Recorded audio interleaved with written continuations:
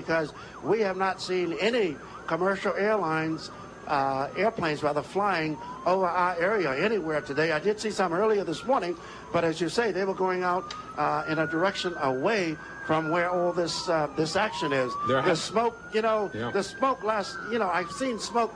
I saw what was in Kuwait, and I can tell you that there's a similarity here. I've seen that today with stacks, what I consider stacks or rolls of smoke skyward. We're watching now firemen going, as you can see, rushing to another location.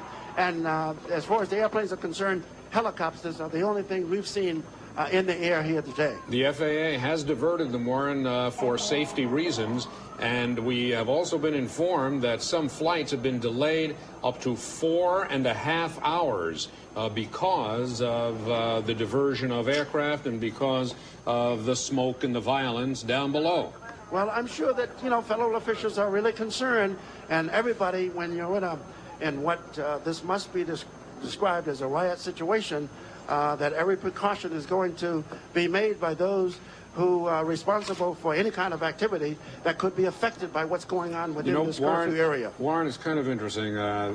As we were just chatting, you realize the terrible situation that exists when you see a fire engine going right by a fire that's right behind you there and going to someplace else where it was considered more important that it be. I tell you, Hal, since that's absolutely correct, because this morning we drive up to a location like this and see firemen coming, and they were headed to where we were, and then all of a sudden they get a call that, hey, there is something far greater and far more serious going on than what they're at. And this one here is obviously that represents that situation. That struck me, Warren, at the same time Hal was mentioning it, how bizarre it is to see a fire engine running right past a fire. I tell you. Warren, I've just been given word that the city of Inglewood has now declared a state of local emergency, and the city officials of Inglewood have formally requested service by the National Guard in that community. Well, that I can understand that, Larry, because Inglewood is just south of this area where the curfew, or at least the southwest portion of the curfew, is fairly close to Inglewood, and I would not be surprised that that's the case over there. And I'm been given the signal here that you want to go to something else, so we'll stand by here for any further developments. Well, that's okay, Warren. Just one other point when you mentioned about Inglewood, which I think is important to bear in mind, which is that 2,000 National Guard troops have been called into action in the area in which you are located right now.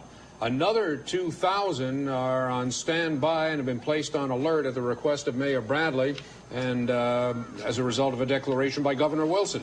So that could be 4,000 troops for starters, and some of those could be deployed to Inglewood. Well, you know what, Hal, I can certainly understand them taking that action, and I would not consider that excessive, given the fact that we have seen as much uncontrolled activity out here today as we've seen, and this going into the second night, and there are still lots of buildings remaining here, and there are others that are half burned, and I'm sure that they are concerned about somebody coming back, possibly reigniting those, and on the other hand, they now have to start thinking about life, human life, and the loss of human life. And Hal, we're going to have to come back to you because I'm told now that we've got a battery that's going. Okay. So we'll speak to you.